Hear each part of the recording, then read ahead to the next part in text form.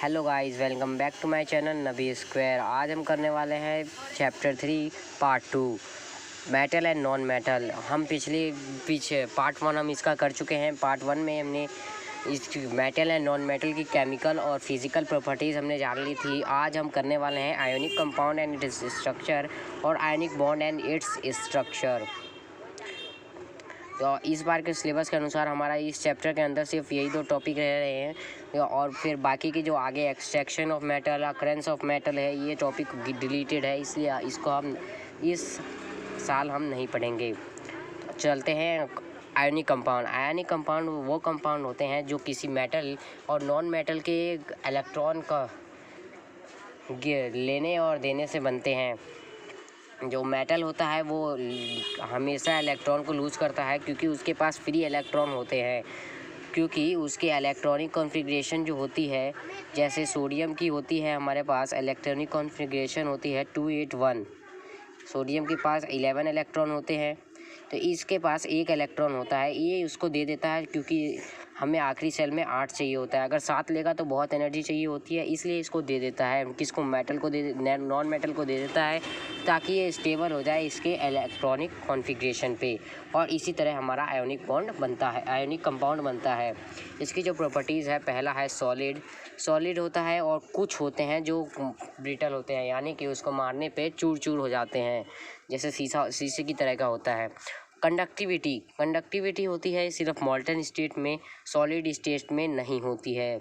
और जो melting and boiling point होता है, इसका हाई होता है, क्योंकि जब कोई इलेक्ट्रॉन फ्री नहीं रहेगा तो इसका जो सॉलिड में जो सेलुलर स्पेस होगा वो कम रहेगा, इसीलिए मेल्टिंग पॉइंट हाई होता है। सॉल्युबिलिटी, ये सिर्फ आयोनिक कंपाउंड जैसे सॉल्वेंट में ही घुलते हैं, जैसे हो गया हमारा वाटर।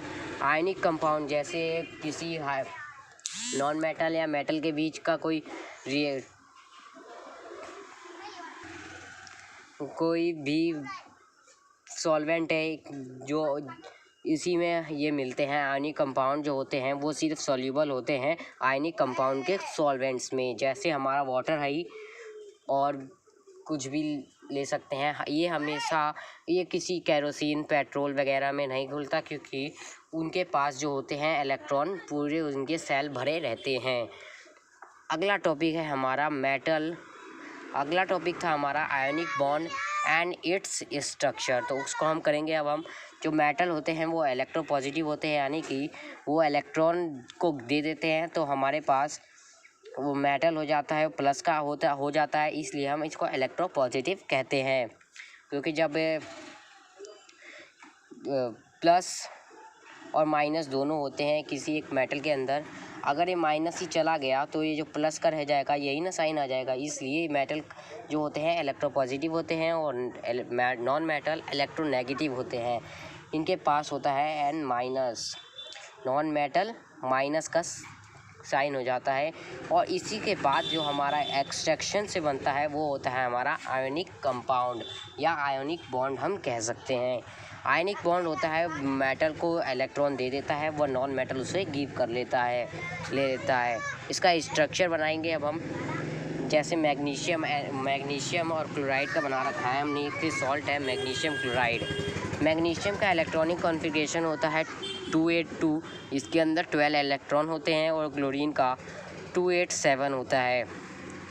इसके पास 2 फालतू होता है, इसके पास 1 कम होता है।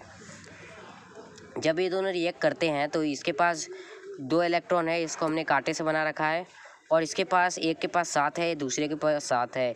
जब अब ये दोनों रिएक्ट करते हैं तो एक इसको दे देता है और एक इसको दे देता है।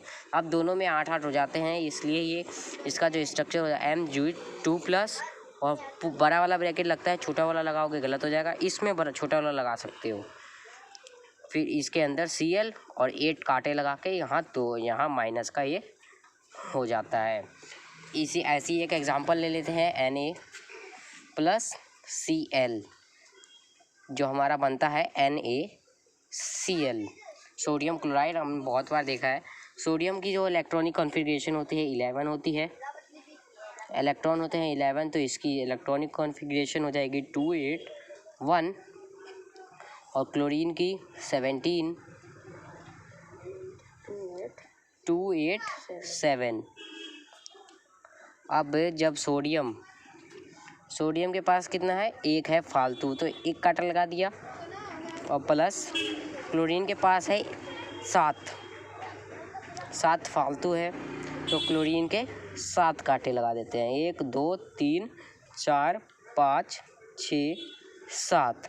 जब ये दोनों रिएक्ट करेंगे तो हमारा बनेगा Na प्लस ब्रैकेट और बड़ा वाला ब्रैकेट डाल के Cl,